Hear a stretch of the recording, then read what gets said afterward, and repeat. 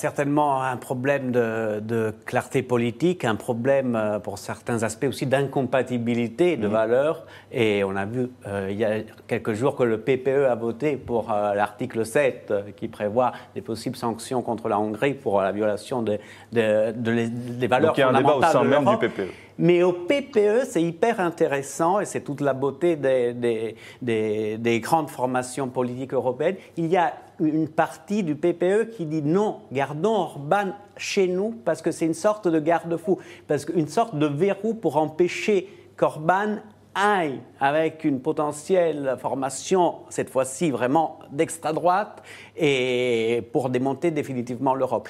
Garder Orban dans la famille du PPE est en quelque sorte une garantie et ça permet un moyen qui permet de le contrôler quelque part. Donc, c'est la question ouverte. Nicolas Barotte, qu'est-ce que vous pensez de cette idée de garder un allié turbulent plutôt que de l'exclure? Et un autre bruit de couloir qu'on peut entendre, c'est le fait de garder Viktor Orban au moins jusqu'aux élections européennes, puis de lui indiquer gentiment la sortie dès l'instant que le PPE remporte une fois de plus, peut-être, une majorité au Parlement.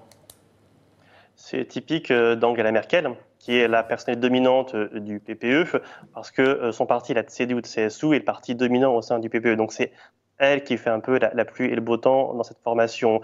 Et depuis le début, elle a souhaité garder Viktor Orban au sein du PPE. Ça permet à la droite européenne d'avoir une avance au Parlement européen, d'avoir de la stabilité, de pouvoir contrôler le Parlement européen.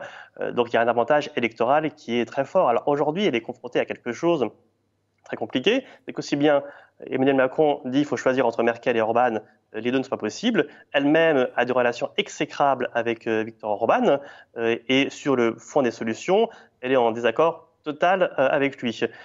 À Berlin, on imagine sanctionner la Hongrie pour manque de solidarité. Donc c'est très compliqué de sanctionner le gouvernement d'un côté et d'être allié avec le Fidesz au sein du PPE.